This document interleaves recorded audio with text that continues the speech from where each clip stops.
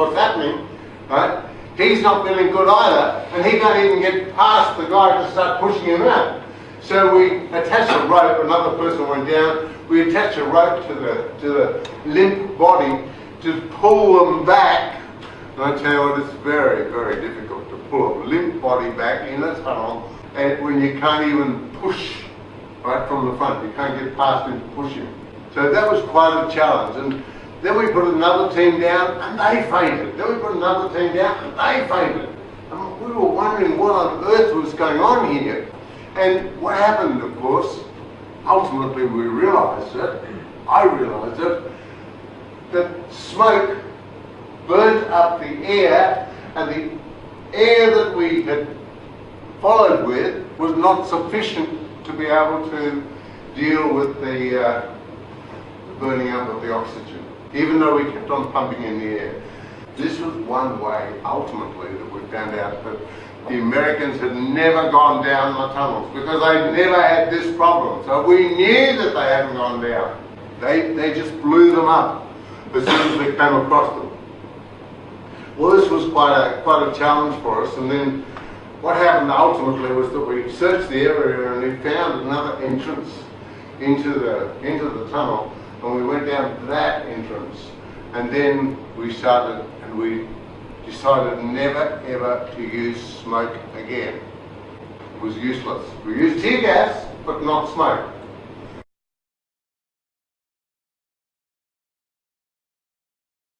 So that was the entrance of the tunnel. There's the tunnel with some of the wire and that.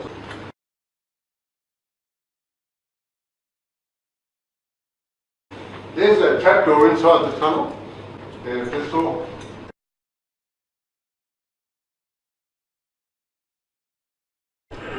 There's the size of the trapdoor. Incidentally, I took that photo myself. See that boot there? That's my boot.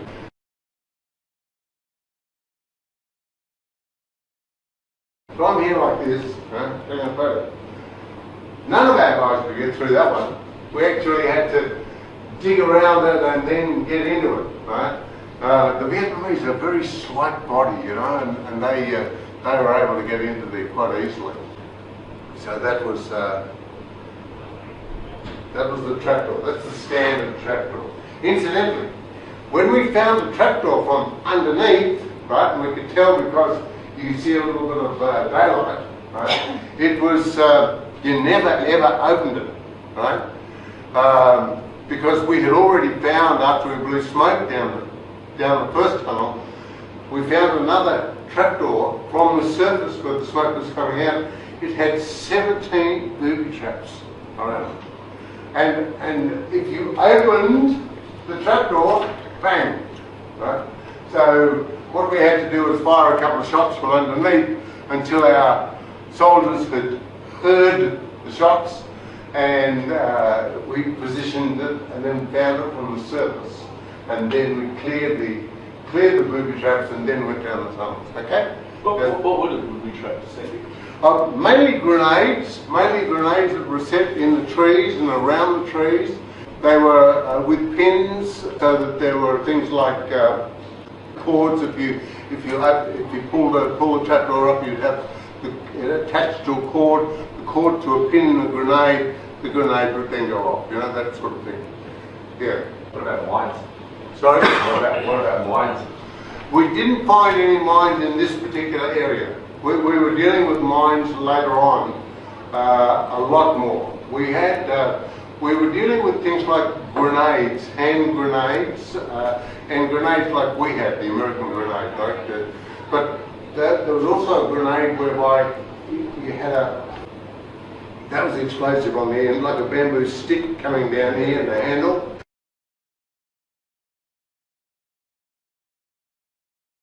And then a cord running from it.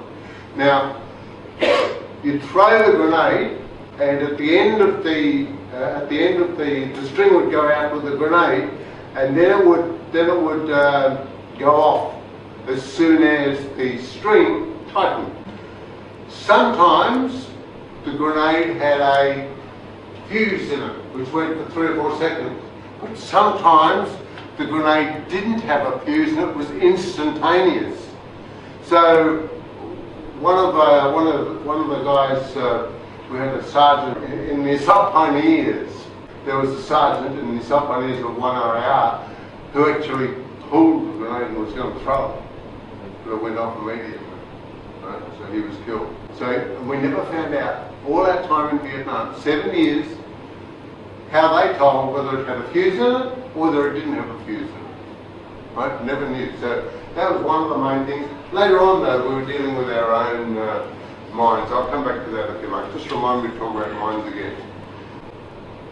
Here's some of the gear that we got out of the tunnels.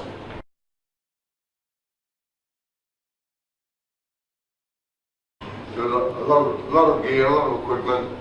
And you know, we got out over a half a ton of paper. Right? Thousands and thousands of documents. That's a photo of the crimp tunnels. Right? We actually went in here. We went in here, went along here, went up there, and that was when we decided, okay, there's got to be a better way. Right? So we found another entrance over here. We found this bunker. We went in here without, so all this area here was just tear gas and it wasn't smoke.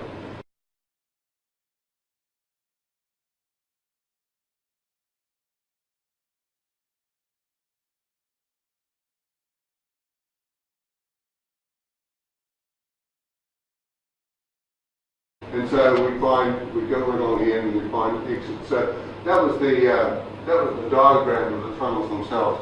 We worked there for about 5 or 6 days, and we cleared. We would have to go back in every day and clear it again because we'd find the enemy would be coming back in at night time.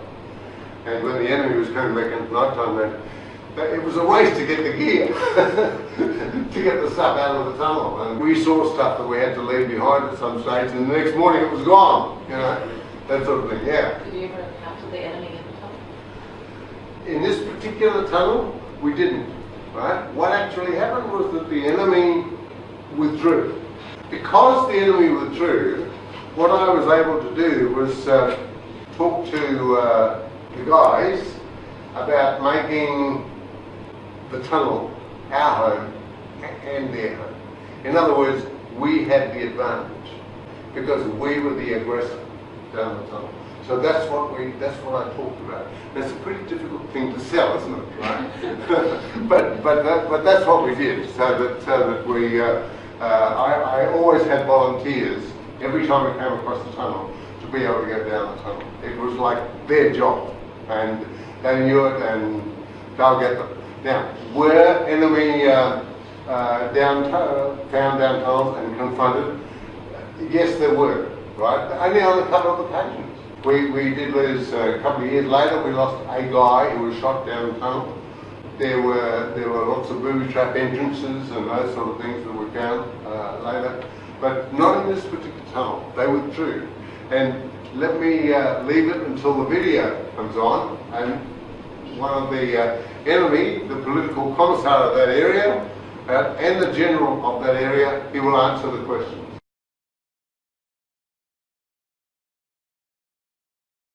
We tried different ways of working with tunnels and using lots. That's not smoke, that's diesel mist. Here are some very basic booby traps that we found in Vietnam. But basic, but see this one here, there's a lot of those in this clearing that we did.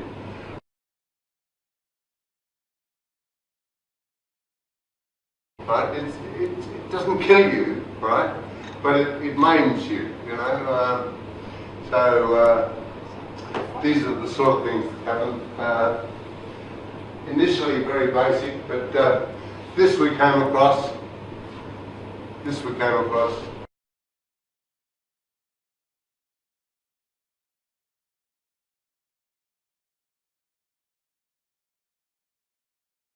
They're very industrious, the Vietnamese. See the ones in the roof, right? Rice bags.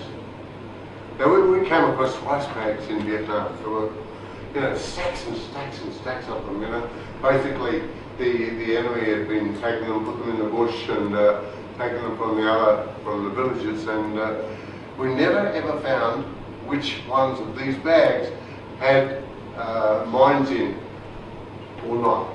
Right? You couldn't tell. you had to physically go over with a mine detector and find them first. So I don't know how they were moved, but we couldn't work out a way. We physically found them, had to delouse them, and then take out the rice, because we never left the rice for them. That's a typical grenade made out of a piece of tin.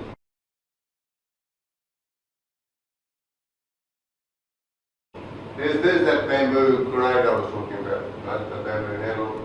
There they are there. These three bamboo handles that are just in the middle of the road.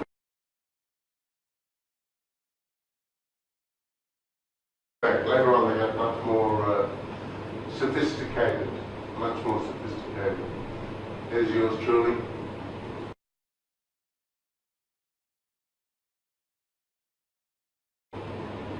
Let's leave that and all the tasks and those sorts of things. We'll go on to the actual proper as well.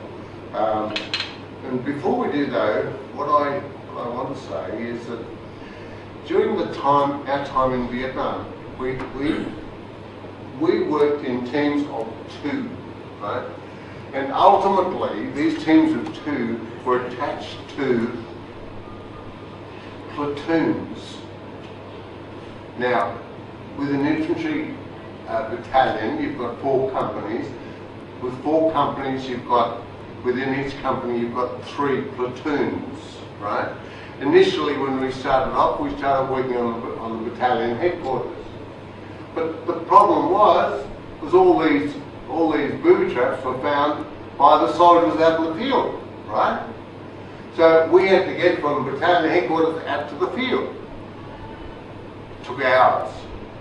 So what happened was we finished up putting 2 teams of 2, which was called a sprinter team, with each one of the forward platoons.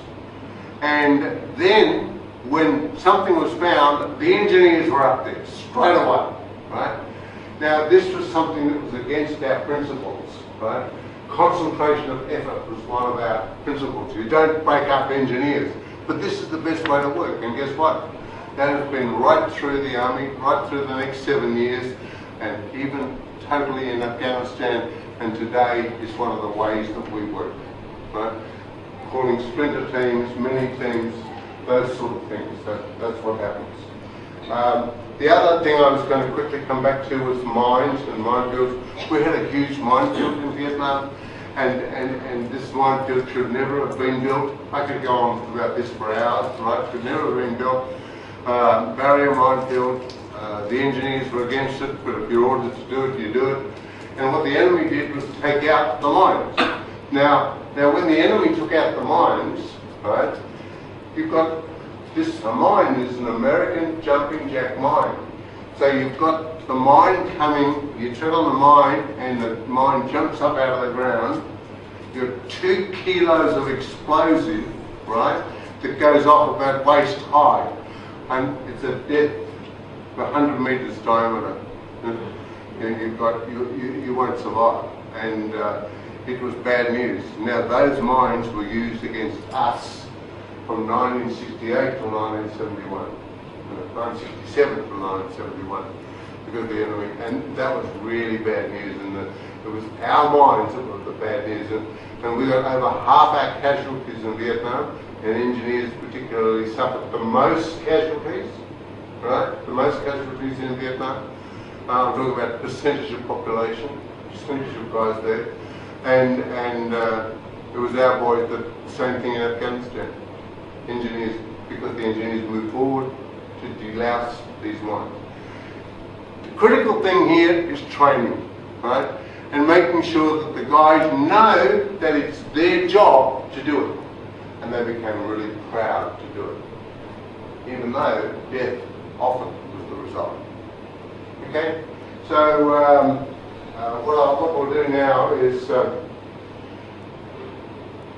let's do this video, right? So how much training would they have had for that? How much training? You mean How many months? Yeah. well, 13 weeks. right? 13 weeks when they were in the School of Military Engineering.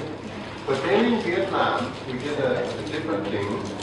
What we did in Vietnam was each team of 2, mini team, splinter team, was made up of number 1 and number 2, right? So number 1 was the guy who had the experience in Vietnam. He had the experience. And number 2 was the new boy, right? So then when number 1 went home back to Australia, number 2 became the number 1. You with me? So how much training? Could be 6 months training, you know, on the job training, experience on the job, you know, that sort of thing. And that's the way we work.